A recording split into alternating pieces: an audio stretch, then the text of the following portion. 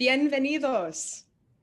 Thank you for joining our event, Prioritizing Biodiversity and Green Energy, a conversation with President of Costa Rica, Carlos Alvarado, hosted by the John Brademas Center of New York University and the NYU Washington, D.C. site. My name is Christina Bowllan, and I am a third-year student in the Global Leadership Program at NYU Washington, D.C. I am honored today to introduce the panel to you all. And we ask that you all please use the Q&A feature. We will be monitoring that in the backgrounds. But today we are joined with Claudia S. de Windt. Claudia is an international lawyer from the Dominican Republic and CEO of the Inter-American Institute on Justice and Sustainability, IIJS. She is a visiting scholar at the Environmental Law Institute, ELI, and adjunct associate professor at American University, Washington College of Law. She is also an allied researcher of the Center of Constitutional Studies of the Supreme Court of Mexico and judicial interpreter of the Court of First Instance of Santo Domingo.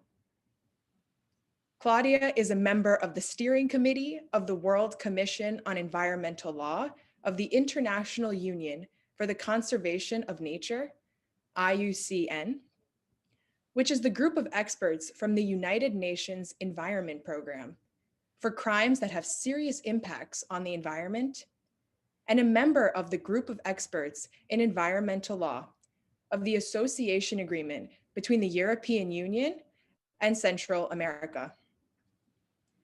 Now to introduce our moderator for today's discussion, Geovanny Vicente-Romero.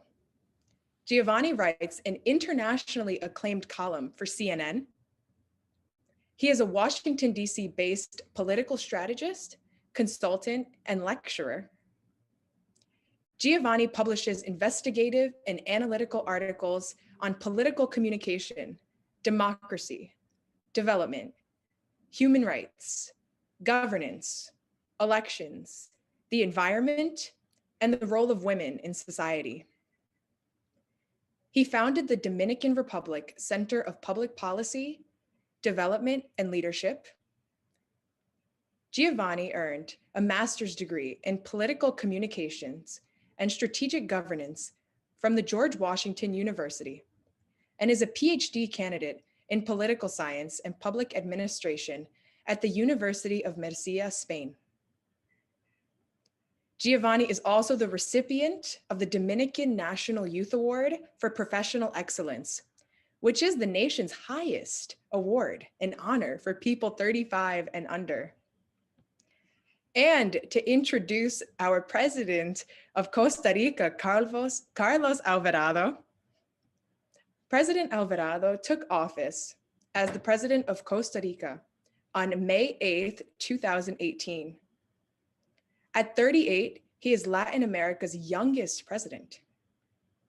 Previously, President Alvarado served as Minister of Labor and Social Security and faced an urgent need for economic reform to address the country's fiscal imbalance, an ambitious environmental agenda, challenging trends in security, and an increasingly complex regional and international context. President Alvarado will share his country's journey and global vision for multilateral approaches to environmental policy. Named Champion of the Earth for Policy Leadership by the United Nations, Costa Rica offers the world an example on how to balance development and the environment. Given the focus of the US President Joe Biden's administration on sustainability and climate change, this important conversation will educate our dynamic community about Costa Rica's best practices. Thank you all so much for joining, and I will hand it over to our moderator, Geovanny, to begin. Thank you so much, Christina. We really appreciate this kind of introduction. Good afternoon to everyone joining us in the United States, and good morning to those tuning in from Costa Rica, across Latin America and Europe. Please follow this discussion by using the hashtag DC Dialogues. On behalf of the New York University and NYU Brademas Center, welcome to NYU DC Dialogues Conversation with Mr. Carlos Alvarado Quesada, President of Costa Rica, to discuss prioritizing biodiversity and green energy. It is an honor hosting you today, Mr. President. Thank you to President Alvarado and to today's audience for joining us for this important event. Without a doubt, we can say that last week has been nothing short of historic for the global community combating the effects of climate change. April 22nd marked Earth Day and was followed by a World Leaders Climate Summit hosted by President Biden. In the wake of COVID-19 pandemic, there is newfound energy and momentum to address the irreversible impacts of global warming. That's why we are fortunate to have you join us today, as well as Claudia de Windt, CEO of the Inter-American Institute on Justice and Sustainability. Claudia will provide regional and global perspectives during today's discussion. We will begin with keynote remarks from President Alvarado, followed by Claudia de Windt and a dialogue with questions and answers. For those of you who have questions during this event, please submit them in the Q&A feature below, and don't forget to state your name and affiliation.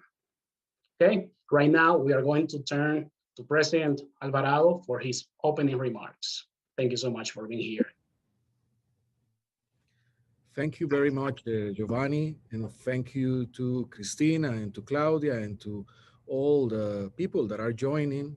If there's any inconvenience with the sound, just let me know, but I believe it's okay. So I would like to talk for the next 15 to 20 minutes a little bit, and I'll be using, if I may, free images, free pictures, and not to have the complications of a presentation, I'll be putting those from my cell phone in a very not orthodox way. But throughout these free pictures or photographs, I want to tell things, make 3 points that I do believe are relevant. So I'm going to show you the first one here. This is from last Thursday, I believe. You see, it's a selfie. And that's myself, and this is Edward Liu, and the other one is Franklin Chan. Ed Liu is an astronaut from the United States. His parents are migrants from China, and he has been to space 3 times, and one of them, he spent 6 months in the International Space Station. The other one is Franklin Chan. He's from Costa Rica. And actually, he has the record, he shares the record of more space travel. He's been to space 7 times. And he's a Costa Rican. And as you can say by his name, he's Franklin Chang Diaz. He's also, his dad is a migrant, and they are from migrant family, but were raised in Costa Rica just as Edward's Liu family. Why am I telling you this? When we were having lunch, Costa Rica just last week inaugurated a private space radar to track space junk that are destroying satellites and stuff like that. So we were celebrating that accomplishment built by human talent in Costa Rica, by Costa Ricans. And we were having lunch, and Edward mentioned that just before coming back to Earth, he was having lunch with some of the fellow astronauts, looking from the space to the Earth, down below. The Earth was under feet, looking through the windows of the spaceship, whatever you call it. And he remembered that the fellow astronaut said, "Man, from here we look so small. You can, this the planet, this blue and green gigantic surface. We are so small, almost insignificant." He remembered the astronaut saying. And then he paused, and at the same time he said, "But look, we are so small, and still We are standing on this spaceship built by humans because of scientists, because of physicists, because of engineers, men and women that had created this magnificent piece of technology so we can be standing here making progress. And why am I mentioning this? What does that first picture means to me? It means courage, it means passion, it means discipline, and it means doing the right thing. And I think the whole discussion currently about the climate crisis, the loss of biodiversity, and the necessity to go into green energy, it's not only a matter of numbers, which it is, and it's not only a matter of survival, because it is, but it's also a matter of the heart. We need to be courageous. I mean, these two fellows, they are astronauts and they work their life to reach their goals for the well-being of humanity. Well, similarly, we need to do the same in terms of addressing climate change and the climate crisis. We need to be passionate about it. We're not going to prevail if we don't address this global problem as a human community committed to make it change happen and good change happen. So that's my first point. You can have figures, data, best practices, but if you don't address it with the mind and the heart, we might not prevail in this challenge. So I'm going to talk a little bit about Costa Rica. And the point I want to make here is that because of how our societies work, how capitalism work, we are very focused on the now and the present. And we are driven not to think either on the history and on the legacy of what happened before us that has made the present what it is. And we do not tend to have a compromise with the future. We are very driven to the present. We do not necessarily think of our ancestors, of being here. And being here, I mean, whatever they did 50 years ago, 70 years ago, 20 years ago, is affecting today. We tend not to think about it. But also, in the same perspective, whatever we do now is going to affect the future generation, even of those who are not yet being born. There's a Chinese saying, and I like that very much, that says that the best time to plant a tree was 20 years ago. And that's the best way to frame why we need to have co-responsibility throughout generations and change our mindset of only thinking in the now and in the present to thinking it about generations. And that's very important because it's this generation that holds in its hands the future of the whole humanity. I mean, if we do not change the tendency of the climate crisis, the planet and humanity will not have the capacity to sustain life. And that's the responsibility of this generation. That was not the responsibility of one generation ago, two, well, it was somehow, but we know it. I mean, it's not the responsibility of people that used to live in the ancient times, in the Middle Ages, or in the Renaissance. But it's all the human legacy that we are holding in our hands today, now. If we were thinking about, well, I would love to live in a very relevant time in history, it is now. The whole of the legacy of humanity is now in our hands, and it depends if it continues or not. In terms of legacy, for example, Costa Rica currently has 99.5% of its electric energy produced by renewable sources. 99.5.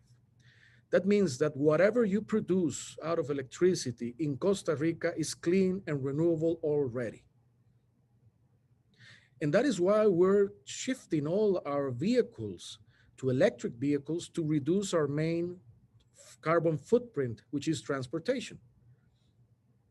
Our decarbonization plan that was launched in 2019, that was the first of its kind, aligned with the Paris Agreement in a very ambitious plan, has 10 pillars, and 3 of them has to do with transportation, because that's the main, our main sources of carbon emissions. So we're shifting private transportation to clean transportation, electric vehicles, because they're already green, clean and renewable because of our electric grid. Using mass transportation as well to reduce emissions and to make a better world and better lifestyles, more healthy lifestyles. We are in the process of building a electric train, no emissions whatsoever, and change the way we transport ourselves. And also changing public transportation in buses, shifting from diesel buses to electric buses. That's going to dramatically reduce in the pillars of transportation our emissions. But why we can do that now? Because 70 years ago, that generation of Costa Ricans started thinking that instead of importing expensive and polluting energies such as petrol, oil, we had the possibility to build hydroelectric electricity and dams. We had lots of volcanoes, and we were able to build also thermal plants, but from the gases and the heat of volcanoes, no emissions whatsoever, and also all the other renewables. So that transition we started about 50 years ago. It's no, it's more. It's 60 years ago. And now we benefit from that, from those decisions. We benefit from those. Similarly with the national parks, talking about biodiversity. The national park system in Costa Rica started in the 1970s.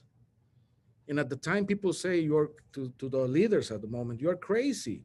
Instead of what a national park is worthless. You should cut all the trees, sell them, and put some livestock there and sell the meat. That was the approach.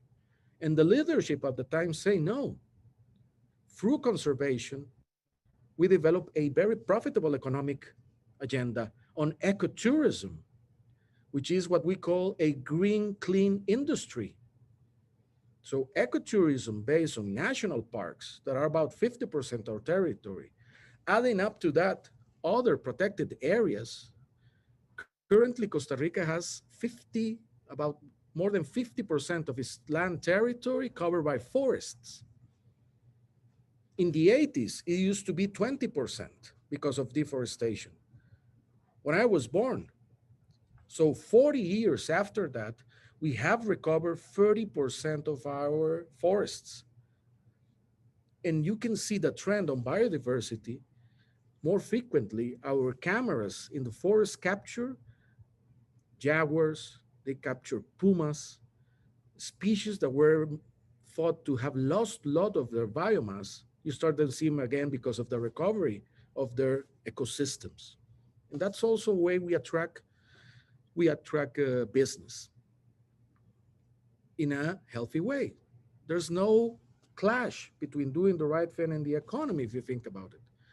From the whole of our decarbonization plan, the Inter-American Development Bank did an economic study, and they say that taking off the investments, the net gain of it is $41,000 million to 2015 of implementing the plan in terms of the economy, in terms of health, in terms of transportation, in terms of adding value to our production. So it's not only the good way to go, the ethical way to go, but it's also profitable way to go, we believe.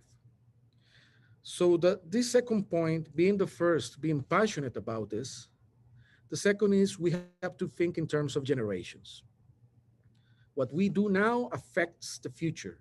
What people did in the past affected us. And there's a huge responsibility.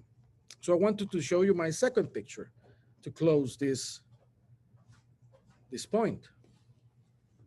You see? And that's my son. That's Gabriel. He's 7. He's a little boy. Yeah. So he's 7. And if you think about it,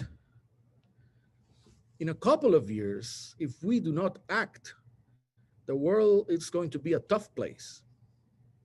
I mean, he's just a kid. Think about your if you have children or if you're planning to have a family or your nephews, what kind of a planet are going to we to give them? And I want to do, and I think that's why we have to be passionate about this. We need to do the right things in order to give the right answer to them in a couple of years when they ask us, you knew about this. What were the actions you took? So that's very important for us. I believe globally we have a new drive for the climate crisis agenda, which I believe is positive. But I want to make just a point of or two before opening to a conversation, because if not, I will be just talking for a whole of a while, and I believe that's not the idea. First, on biodiversity and about the size of our actions, being size Costa Rica as so-called small country, but also us as individuals, being what's the power behind us as individuals. Everybody's always seeking to see how great big leaders are going to change this, and well, that it's necessary, it's true. But us as individuals, we need to also take action. We need to vote. We need to hold accountable in democracies those who have the power to make the decisions. And there is no small action. The matter of big and small is relative. And I want to, and sorry, this is not a great picture, I have to say, but I want to show you this. This is a map. I think it's just not that clear, but it's a map of Costa Rica. So you can see Costa Rica there, a little like orange, but I don't want you to put your attention on that. Put your attention on the borders on the ocean. You can see like a big circle around here in the ocean. Well, that is because in the middle of it is the Cocos Island. So Costa Rica is, like in this map you can see, Costa Rica is only 8% land territory. And the 92% of the rest of Costa Rica is ocean. We are part of the High Ambition Coalition for Nature and Earth. That's putting the goal, the high ambition goal, that by 2030, each country should have 30% of their land protected and their most important ecosystems, and 30% of their oceans.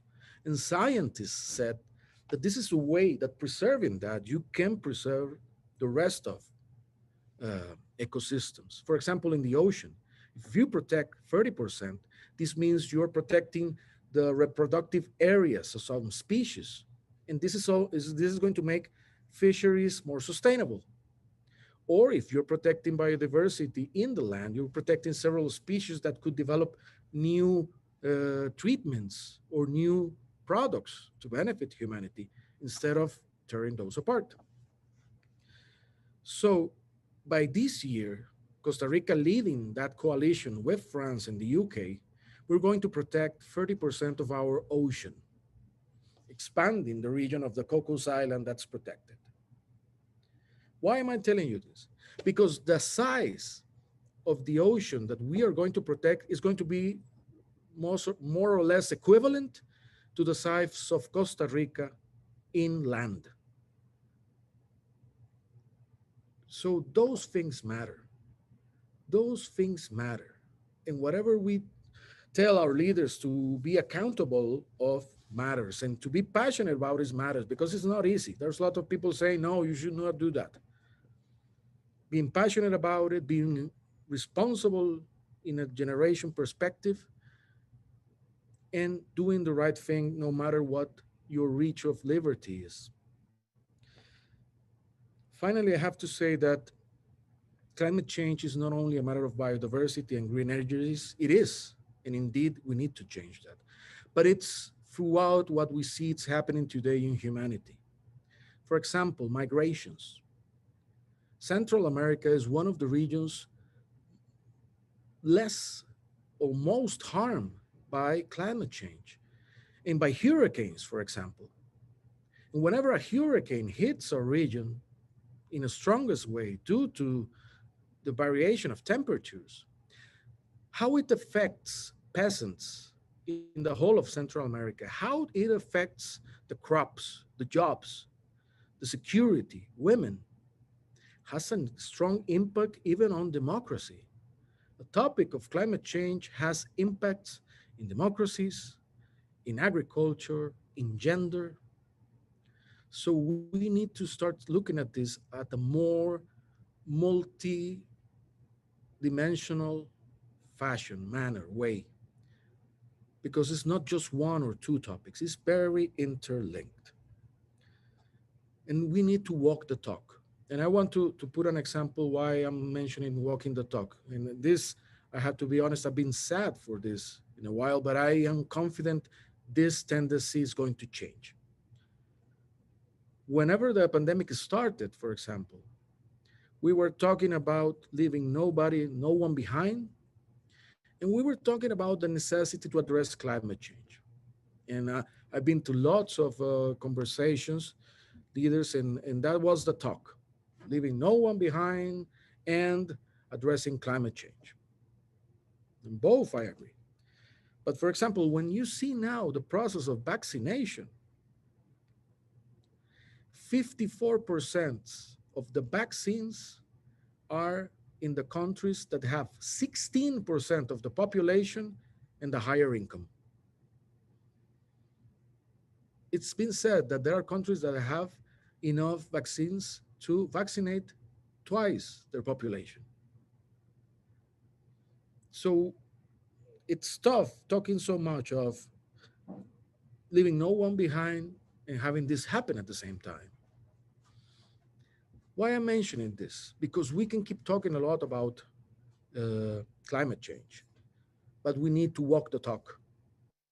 We need to walk the talk and deliver the results and have talk be action and held our leaders accountable to their actions. Well, I'm talking about myself. They need to hold me accountable to what I'm doing, my citizens, my people. But those were the thoughts I wanted to share with you at this point, and I really appreciate your patience and your time for listening to me. And I'll be glad to have a further conversation with you all. So thank you very much. Thank you very much, Mr. President Alvarado. I think these things you just mentioned really matter. And thank you for your inspiring insights into Costa Rica's vision for biodiversity and a model of development. I think that hearing you say about what your country is doing in terms of protecting 30% of your ocean and running your economy on a 30%, like 99.5% of green energy is really impressive. I think this really makes Costa Rica a very unique case. So what a thought-provoking opener this. I think we look forward to following up on your remarks during the questions and answer session. And now we turn to Claudia de Windt, who will contextualize Costa Rica's experience within the Latin American region. Thank you, Geovanny. Good morning. I would like to first thank the John Brademas Center of the New York University, and I would like to thank you, Geovanny Vicente-Romero, for hosting this event. It's an absolute privilege to have been invited to this conversation with President Carlos Alvarado on issues of utmost importance, not only to Costa Rica, but to the region. Costa Rica, as we have heard, is a leading country on sustainability, is also home of the Inter-American Human Rights Court, talking about leaving no one behind. And having served almost 20 years at the OAS, I've spent significant time in Costa Rica. It's very dear to my heart. It's a place that I have almost called home at times during so many cooperation and negotiation processes. I wish to take this opportunity and the presence of President Alvarado to pay tribute to Costa Rican government officials previously and currently in institutions such as MINAE, the National Directorate for Climate Change, COMEX, ICE, CONAGEBIO, as well as the Specialized Environmental Unit of the Attorney General and the Judiciary for their leadership and hard work, which shows in the recent NDC and reporting of progress to the UNFCCC, as well as in the state of the environmental rule of law in the country. We are to discuss, and we have started discussing, prioritizing biodiversity and energy, both areas of environmental sustainability that play a key role in achieving the collectively set targets under the Paris Agreement, which are critical to the well-being of our present and future generations, as President Alvarado has said. This is a critical time in history, a time in which we live multiple crises at once: an ecological one, which includes biodiversity and climate, a sanitary and a health crisis, which is interrelated to the ecological crisis, and a financial one. Clearly, despite the disproportional role in contributing to these crises, they affect in greater magnitude developing countries and those citizens that historically have been most vulnerable. While climate change has captured public attention and risen up the political and corporate agendas, biodiversity has lagged behind. The current scenario has changed the reality. There is an increased realization that our fate is inextricably linked to that of the rest of nature. Biodiversity, the full variety, the cycle, or the tapestry of life, as it has often been referred to, is in danger, and so are we. Our lives, as President Alvarado has clearly emphasized, is at stake here. Loss of species is accelerating at an unprecedented rate, and 1 million species currently face extinction. We have transformed land and ecosystems more rapidly and extensively than any other generation in history. And 25% of the global greenhouse gas emissions are caused by this land use change. So it is not climate or biodiversity. It is both, in an integrated approach that takes people into account, that takes into account equity and rights of people intergenerationally. Greatly, I have to say, it's holding our leaders accountable, as has been mentioned by President Alvarado. It is governance and the rule of law which will determine how much we all suffer. I don't mean to give a grim scenario. I am an optimist. There is no time. We have no time. Let's be clear about that. But there's opportunity. While in unusual and adaptive circumstances, this year, the biodiversity and climate conferences of the parties are taking place. These forums are to focus on the post-2020 biodiversity framework. How do we tackle species loss and financing Paris and a just and climate transition, which, by the way, is part of the NDC, the nationally determined contribution that Costa Rica has recently updated. We can still be the agents of the necessary transformation our planet and we all need. In the 70s, Costa Rica's deforestation was astonishing. Today, they are a country, as has been mentioned by President Alvarado, with the most forest coverage in Central America, while providing financial and livelihoods incentives for their people. There are challenges in the area of oceans, but a few years ago, a Vice Ministry of Oceans and Coasts was created, taking into account the proportion of oceans and coasts that it's part of the country. And these challenges are being addressed with the 3030 High Ambition Coalition, and has been mentioned the Coco Galapagos Corridor Initiative, and the Central American Commission on Environment and Development Oceans Group, among others. The energy matrix, as has been mentioned by President Alvarado, more than 99% clean energy. How many countries can say this about themselves? Today, the transformation of the transport sector is exemplary. If you have not visited the ciclovías in San Jose, I wholeheartedly invite you to do so. Sharing Costa Rica's creativity, courage, passion, and discipline, and perhaps unorthodox ways in doing the right thing, as President Alvarado has mentioned, in crafting their experience in nature-based solutions for people and in addressing challenges. Some challenges remain. We have to be frank. Land use change is still a challenge, and there are challenges in the transition from fossil fuel, that 1% is little, but it's still there in the difference of the energy matrix. So within those two areas and with an integral approach, we need to assume the short-term cost, including political. Otherwise, we will have long-term loss. This is critical to the change and the opportunity we need to achieve a just and sustainable society. So I will leave it at that so that we can start our conversation. Thank you very much. Thank you, Claudia, for this overview. Costa Rica's experience is certainly unique and a model for the region, if not the world. As a reminder, please submit your questions for President Alvarado or our guest speaker and environmental expert, Claudia de Windt. Let's begin with learning a little more about President Alvarado and how he got to where he is right now. He is such an inspiration for NYU students. I have to acknowledge that. And here's my first question for President Alvarado. 10 years ago, could you imagine yourself becoming president of your country? Please tell us what it's like being Latin America's youngest president, interacting with other peer leaders.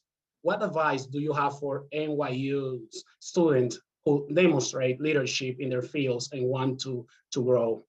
Please, President Alvarado. Thank you, Geovanny, and thank you, Claudia. Well, 10 years ago, I never imagined I'll be president, to tell the truth. And that was never an ambition, a personal ambition I had. I mean, what I am ambitious or what I like is positive change and creativity, but not necessarily being on the spotlight. That's tends to be not that comfortable. And more in politics. I mean, politics is not an easy arena. On the contrary, but I felt that it was necessary. When I ran for president, there was a huge wave of populism across the region, and I believe across the world. And at the time, we in Costa Rica was not the exception. And in my political party, at the time we were in government, as we still are, and but there was not an optimistic approach on what was going to happen in the election. So nobody was about to run, and I felt that was not acceptable given the risks we were facing of populism and on fiscal default. So that's why I said, well, if it's not acceptable, you should do something about it, and I did, and I ended up here. But I believe because it's more of it's because of responsibility, and also responsibility with the country, with my child, with what I believe in. And also to set the record straight, I believe I was the youngest when I arrived office, but I believe now there's at least one younger president. I believe is Mr. Bukele from Salvador. I believe he's younger than I. Yeah. Well, I think clearly your story is very inspirational, and we are fortunate to have you here. And there's something else I really find very interesting about your country. Costa Rica has no military and is an island of stability. Everybody knows that in a turbulent region. Please explain the origins of this policy and how it defines the Costa Rican identity and what role biodiversity and green energy play. I think that's a trait that really changed culturally our approach on many things. I mean, we just celebrated 71 years without a military. So that means that we already almost have three generations of Costa Ricans that have no idea whatsoever of what the army is. Only the elders might remember something, but for the rest of us, we are very used to, well, basically the civil police, but that's about it. So that changed how we look at things. Also because instead of using budget for the military, it was mainly used for education and for health. So at the end of the day, people, again, they said that it's going to be impossible. You're not going to be safe. And here we are 71 years after that. And we do rely on international instruments of rule of law, and we believe in those, and we believe in democracy and peace in a way to handle our relations with in the region and with friends. And so yeah, it changes how our approach on on the way of life. It's not easy. You have to say democracy and peace you have to build day by day. It's not something that's built on a rock. It's it's a living thing. You have to nurture it constantly, and it's not with their setbacks. I mean, for example, even though we have so many accomplishments on environment, today we're discussing a bill on what's called the El Acuerdo de Escazú to protect people in terms of information and environmental issues and justice. And there are many people in Congress that don't want to vote it, and in the private sector, and that it's counterintuitive of what our standard, our legacy is. But that's the reality. I mean, we have to fight with that reality, and we're pushing to have that approved. But there are people that are against it. Similar, well, myself being a president, I had to veto the law that created or give permission to the I believe it's trawling fisheries, said in English, la pesca de arrastre, and I had to veto that law because it's very harmful, and also the studies mentioned that it increases the emissions of carbon fixed on the bottom of the oceans. So you can say it's not all hunky dory. Sometimes it becomes very complex issues, or trying to protect wildlife. For example, in the case of sharks, and it's a topic very complex, also because of people living out of fishery. But I do believe that expanding the protected areas, just like in the Cocos Island, or having laws such as the Acuerdo de Escazú or the wildlife bills that are in Congress approved, might help us as well to go to the next level. But that's not as easy as saying everybody is in favor. No, sometimes there are backlashes that trying to move you apart from what you have already accomplished. So it's tough. Fascinating. I think it's inspiring to hear how your country has been contributing its legacy and vision, not only when it comes to addressing climate change, but also securing peace. Thank you, Mr. President. Now, going back to Claudia, please tell us about sustainable development in the region. Anything that jumps out of you about Costa Rica that we haven't discussed yet, or that you might want to address in more detail?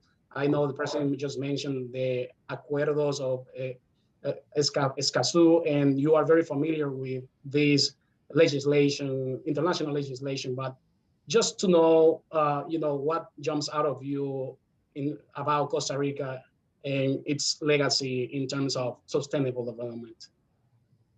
So I think, thank you, Geovanny, for that very interesting question. And President Alvarado is absolutely right. Democracy is hard work, but democracy is interlinked to sustainability, and in particular to environmental stewardship.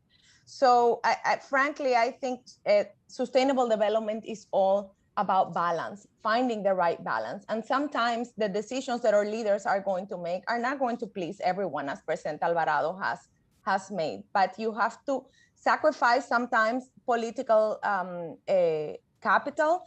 And in my opinion, I've never been in the spot, and I don't want to be sitting in your position, Mr. President, but I think you have to find for the greater good. So it's all about, but it's also about being able to have the scientific information and the scientific basis to make the right decisions. So in case of Escazú, Costa Rica was a leader in negotiating this multilateral agreement, which is the first regional agreement to address access to information, public participation, and justice on environmental matters. It's named Escazú because of Costa Rica and the beautiful place where the final rounds of the negotiations took place.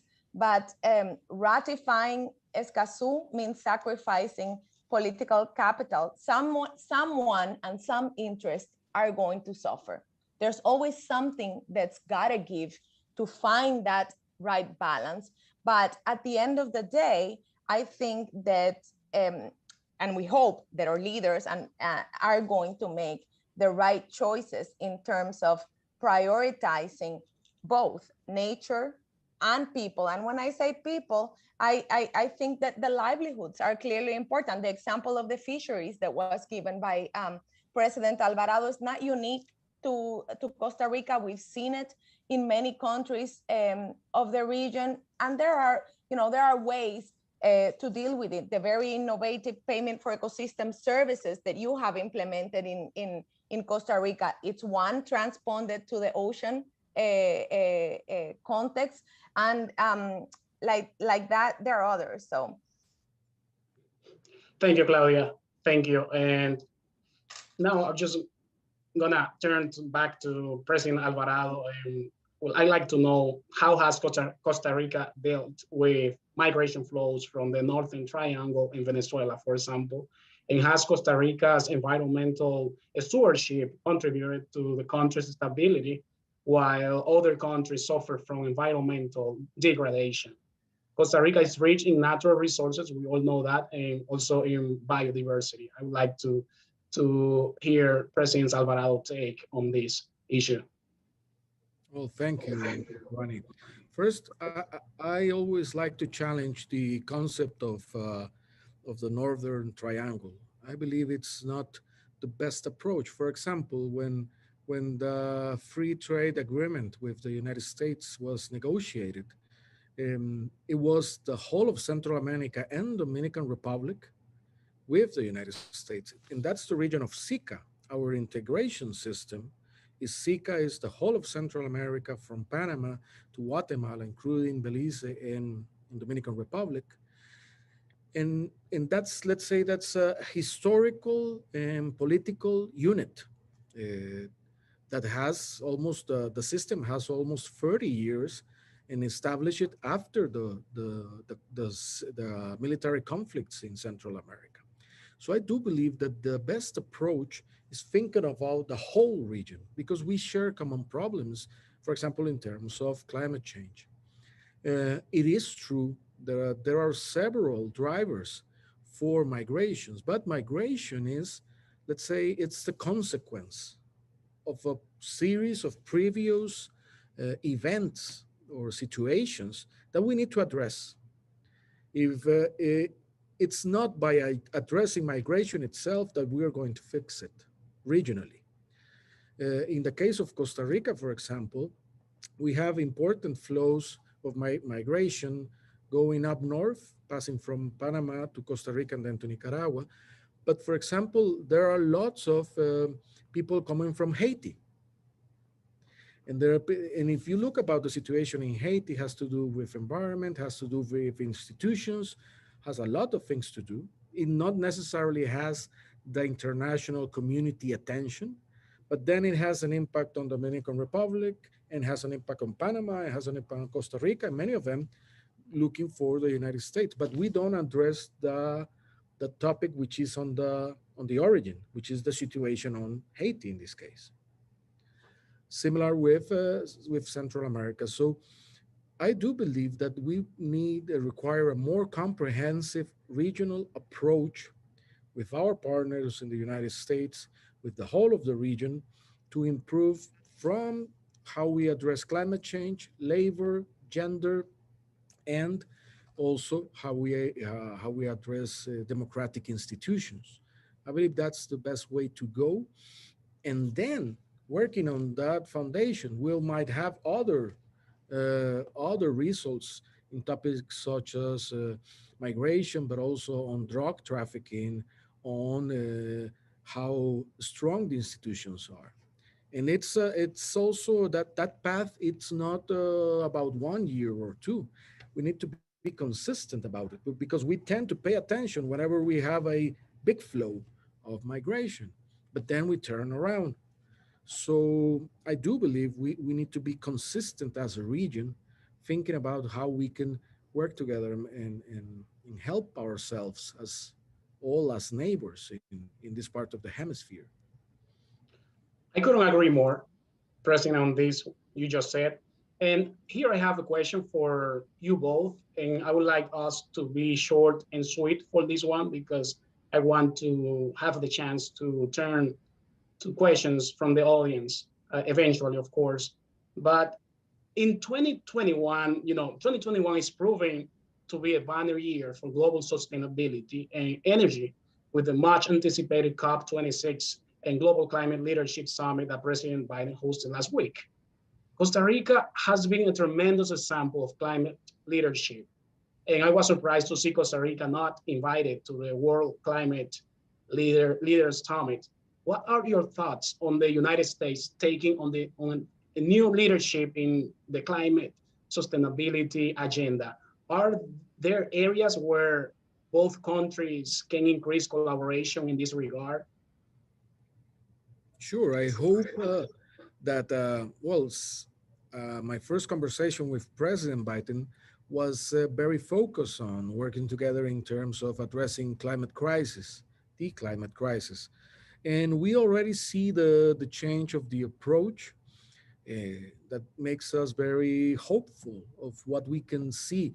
Also because whenever this is not about all leaders, but some leaders tend to say, well, this is very important, but now we are very focused on COVID-19 and now we're very focused on creating jobs. So the environmental agenda or the climate agenda becomes kind of a nice to have, not a survival issue, but like a collateral. Um, so having the US putting this in the middle of the agenda, I believe is going to drive the attention of lots of countries that perhaps were not as committed. I have to say that our approach has been during my administration of leading by example, doing the things, not necessarily talking about those, but delivering the results in the different, having the plan of decarbonization, achieving the milestones on it, going for a high ambition coalition, increasing the protected areas while having jobs. And this also throughout a pandemic.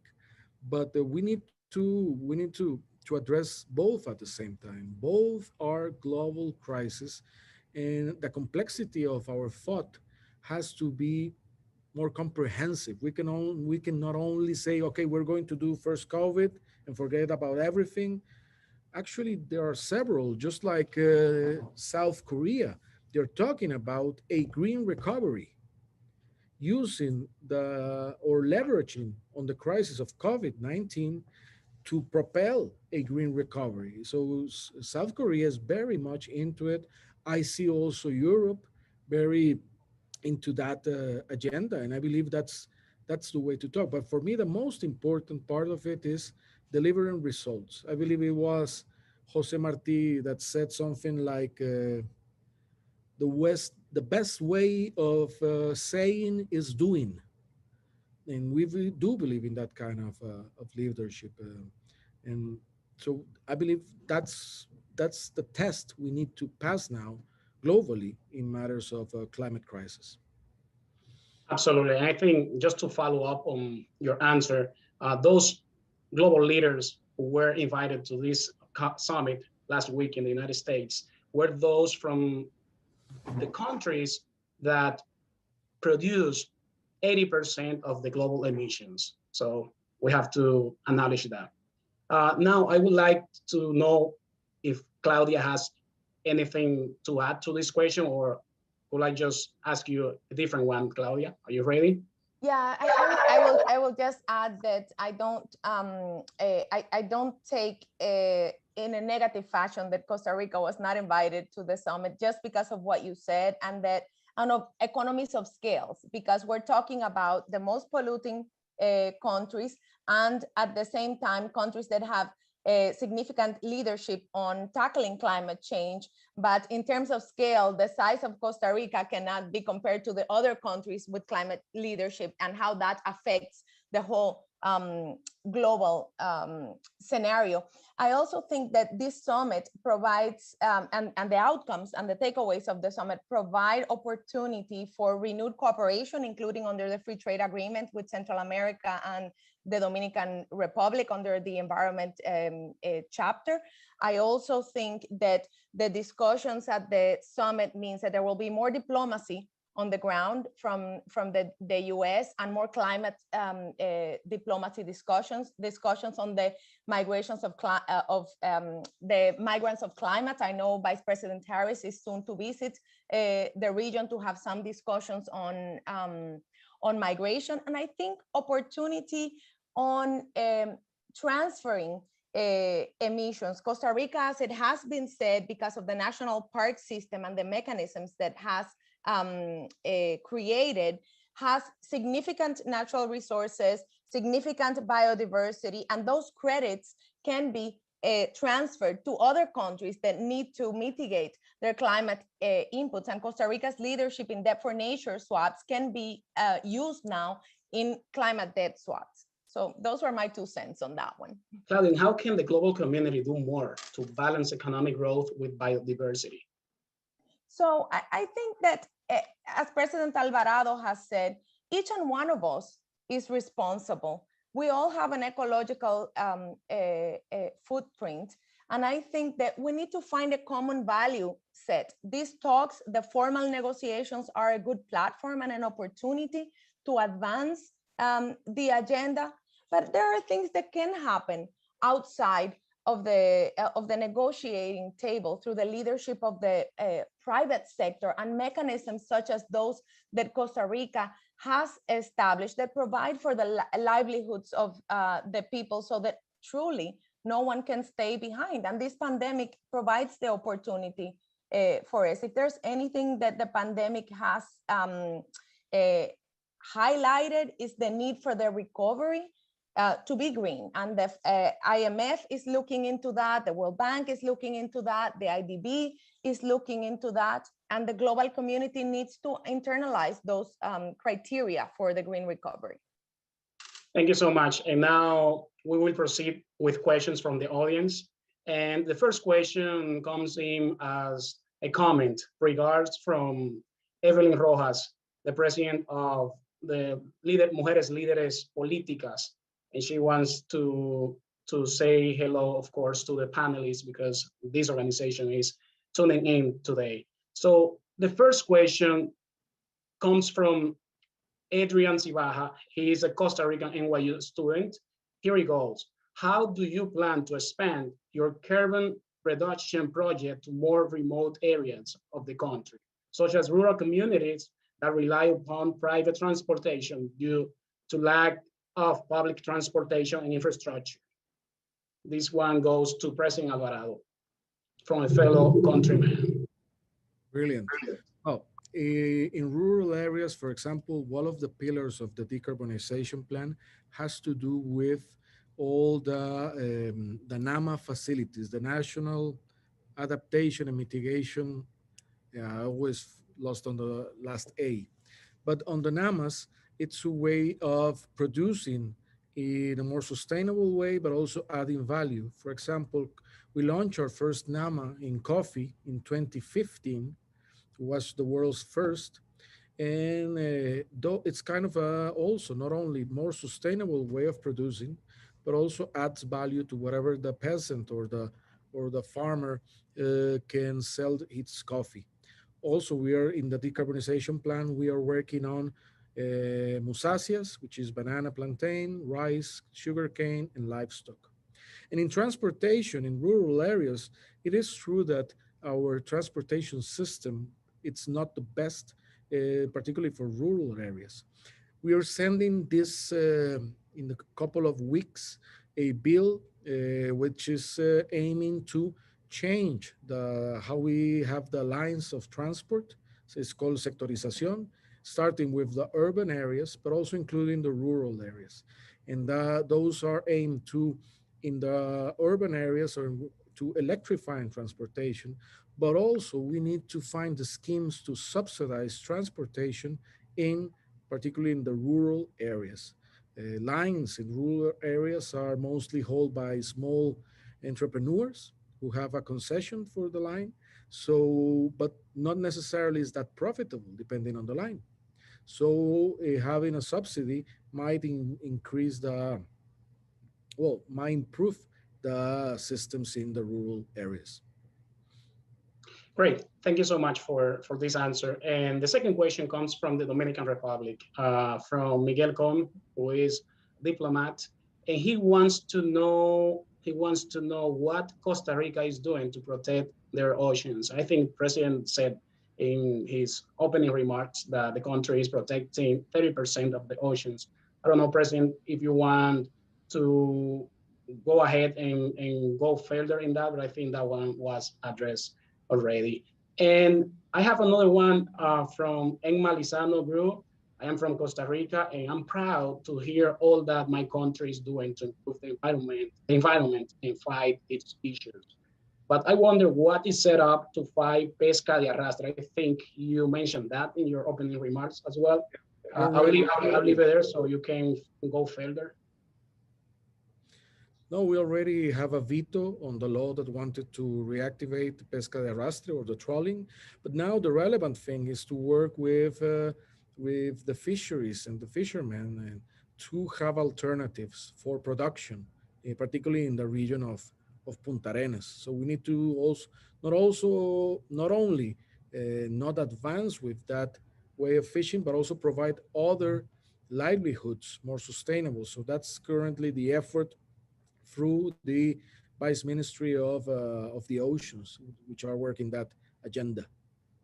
Yeah, absolutely. And I think I would like Claudia to feel free to jump in anytime you feel like you need to add something to one of these questions. And Natalia Kobe-Lars says, thank you for this inspiring presentation. What percentage of Costa Rica's energy is produced by hydroelectric dams? Given that hydroelectric dams cut the natural river flows and hence have negative impacts on biodiversity, can this type of energy be truly considered green? That's a good question. Is the country considering alternative ways to produce energy? Natalia Kovi-Lars. She's a senior lawyer, European Court of Human Rights. Well, that's a very good question. Actually, when most of the dams were built, was, as I mentioned decades ago, it was only one that was finished recently, like 7 or 6 years ago, which is Reventazón. And many of these require, yes, the flooding of certain regions or stopping the flow of the water. So it is true they have an impact on the let's say on the habitats. That being said, what we have done is we have established a provision for the resting, how you say, las cuencas. Watersheds. Yeah. So we preserve those. So we are not moving forward with more dams. We're preserving those that we have. And we are, for example, advancing more in geothermic energy. That's the one that it's with the heated water from beneath the volcanoes. It represents approximately the hydroelectric currently, like it's between 70 and 80% of our energy. I believe it's less than 80. And the one that follows is geothermic, if I'm not mistaken. The good thing of geothermic is that it's the more stable. It's the more stable. It's 24/7 throughout the whole year. And the problem with hydroelectric is that it might also be affected by climate change because it depends on the rains. And for example, if there's a period of drought, you might end up using fossil fuels, and that's the problem with that. But for the past years, we have managed to not use fossil fuels whatsoever. And also we have some sources of wind and of solar. But the thing is that those energies so far, because that's one of the things that scientists are addressing. But so far, those sources are not as stable as hydro and as geothermic. So, but those are the things that we need to be adjusting constantly our electric grid. Um, Finally, I'd like to say that um, new technologies are going to change that. But the good thing is that we already are at a point that we are not burning fossil fuels in order to have energy. And that gives us a flexibility to move to other possibilities. Thank you very much. I think we are getting many questions and a ton of comments. And of course, for the interest of time, we are just gonna address a few of them, a couple more. And some persons just said that, someone just said that awesome event with a lot of honest answers. Thank you very much for acknowledging that. And Maria Valeria Abarca Chacon ask, which initiatives is Costa Rica taking to lead worldwide changes in terms of biodiversity and sustainability? As a Costa Rican, she said from Costa Rica, I am very proud of the work already and currently being done. Well, I think the main goal currently is the High Ambition Coalition for Nature and Earth. That's in terms of biodiversity and conservation. That's the goal to protect 30% of the land and 30% of ecosystems as well in the oceans. It's a very ambitious goal, given that so far I believe is less than 20% of the land of the planet that's protected, and I believe is less than 10% of the oceans that are protected. So it's very ambitious commitment, but also given the size of the problem we have, we need to address that. But if we were to talk about a initiative we're leading, that will be like one of them, but that's the, let's say, the most ambitious so far. Luis Morales Navarro said, Mr. Alvarado, thank you for your intervention. As you know, the Escazú Agreement, which provides a framework for the protection of environmental activists, entered into force just about a week ago. Yet, Costa Rica, a proponent of the agreement, has not ratified it. What is your government doing to facilitate its ratification and protect the human rights of environmental activists? Well, that's one of the complexities and the setbacks that whenever we address environmental topics in politics that one might get. Why? Because, and it's, I have to say, it's very embarrassing having the Escazú Agreement being defined in Costa Rica and having the name of Escazú and not having us ratifying it so far. It's quite embarrassing. But then what we have done is we have it on the floor in Congress for discussion, and we are pushing for it. And we need to have the votes to have it ratified, and that's part of the complexity, and that's part of the. If it was up only to me, that will be already ratified, but it's not. It depends on the votes, and it depends of the wills in the Congress, and that's part of whenever we address this. Those are the complexities. That's why it's so necessary, as Claudia said, to have people also raising their voices. I mean, they have to held accountable. They have to share the scientific information and the political information of why this is so relevant. And there's something going on as well. As we're in the middle of the pandemic, sometimes the argument is that no, that doesn't matter for the time being. We can wait for that. We need to address more urgent matters. And that sometimes is one of the complex things to deal in whenever somebody's in politics trying to get these things approved. Mr. President, please go ahead. Go ahead. If Claudia. I may, Geovanny, sorry, I just wanted to take on that last point of President Alvarado. I think that in some countries of the region, the judiciaries have decided in environmental cases that the pandemic should not be an excuse for lax enforcement and decision making. And I think it's important to highlight here that this is exactly what got us to where we are. not paying attention to what is relevant and what we should be valuing as a society. So I think that, you know, achieving that balance is key, but also getting things done and taking this time that has been granted to us for progress is critical. And I think Costa Rica has been has given the world a very good example of that in the progress that they have shown in implementing their NDC in different areas. I see in the chat that there are questions, for example, about animal footprint and carbon emissions. How can we fit? The reality is that we need to change the way that we do agriculture to preserve our biodiversity, including livestock. And we need to change our habits and our behavior, and the law, those laws that the president is talking about are critical for that.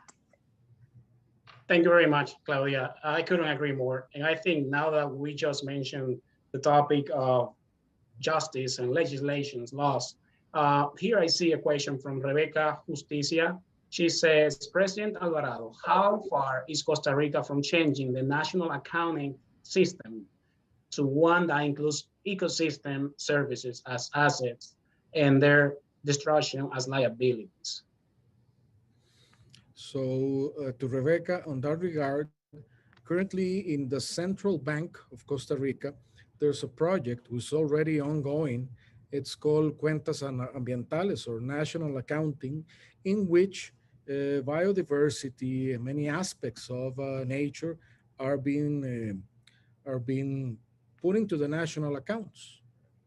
That effort is relevant because it's a first step to then implementing public policy. But that being said, we need to work more in terms of making that into practice, putting that into practice, as you mentioned, for example, on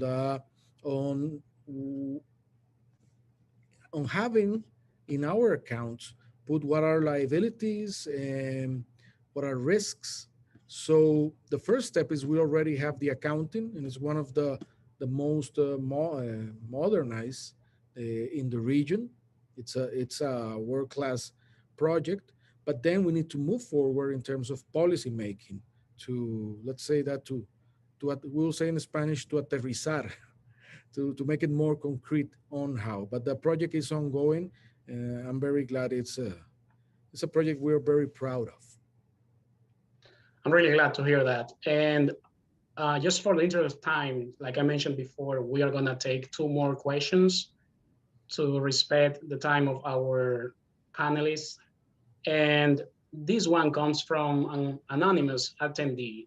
He says, he or she says, Mr. Alvarado, you talk about the need of nature-based solutions for climate change and the preservation of oceans, the oceans. What is your government planning to protect sharks, especially that they are currently considered commercial species and are not protected under Costa Rican law?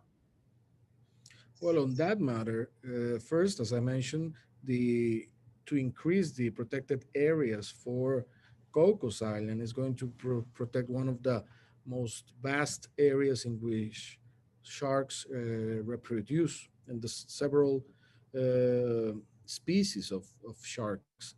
There's also a bill on wildlife, which is in Congress, determining several species of shark. I believe is the hammer shark, if I'm not mistaken, as part of wildlife, so not subject to fisheries.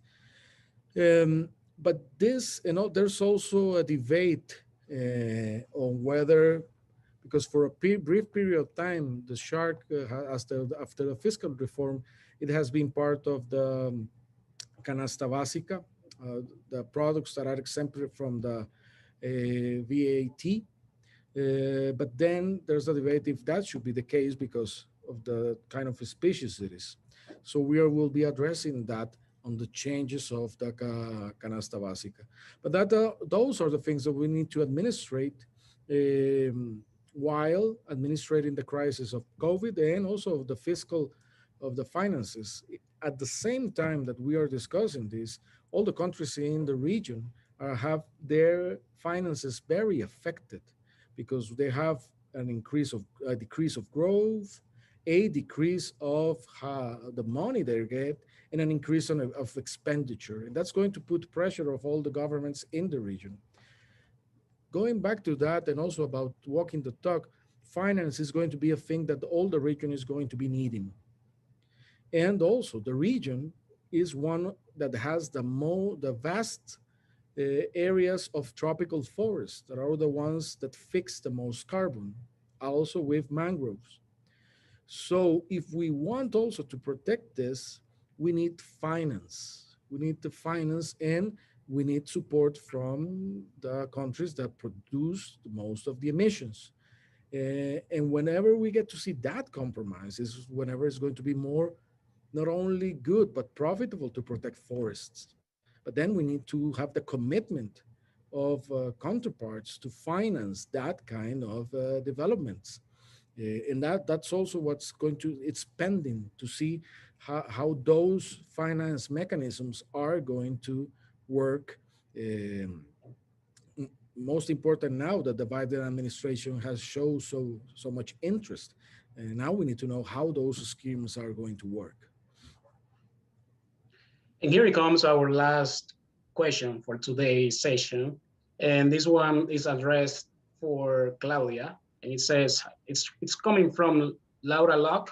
And she says, on a different topic, what place did Claudia mention that she invites us to visit? She said a place regarding the transport sector. So maybe Claudia can elaborate a little bit more into that.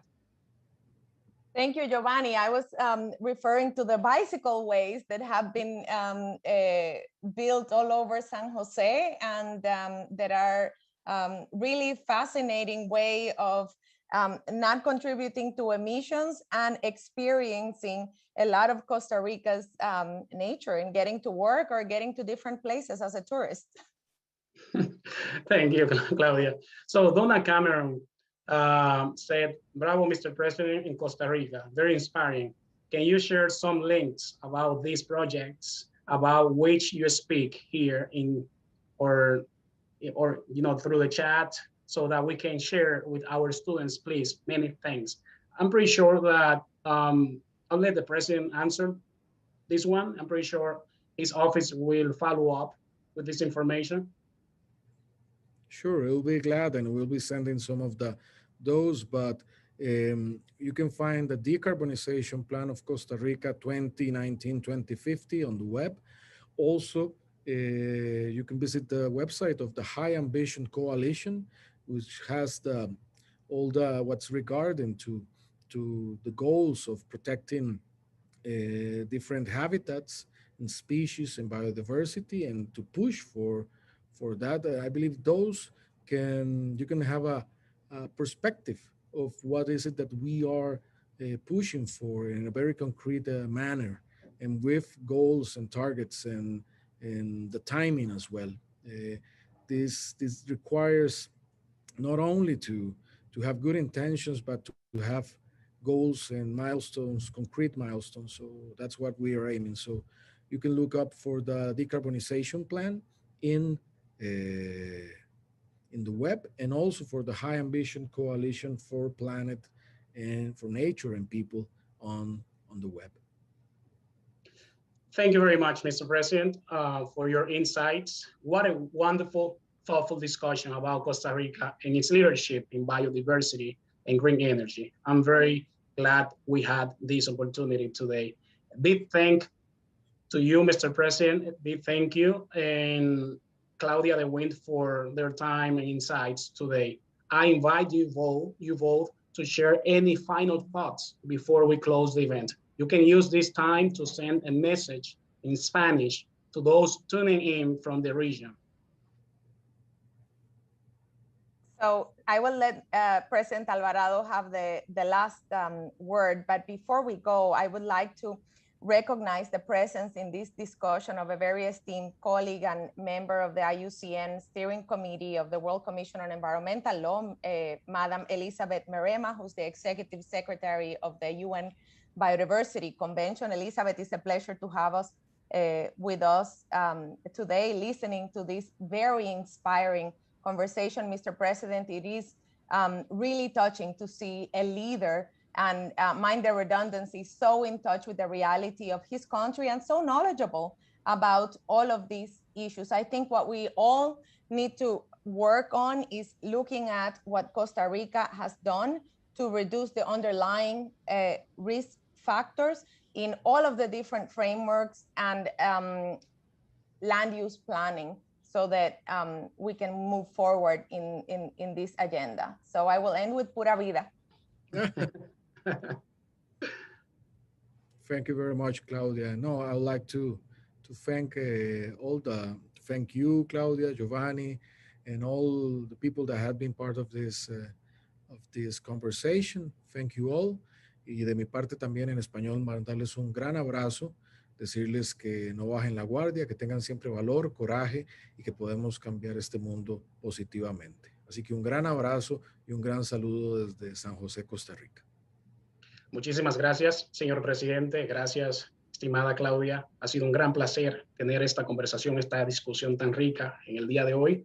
Y nosotros estamos muy honrados. Thank you once again to President Alvarado and to Claudia de Windt for your generous time and insights. Thank you to everyone tuning in today, and we hope you have enjoyed this event. Have a great rest of your day. Thank you, Geovanny.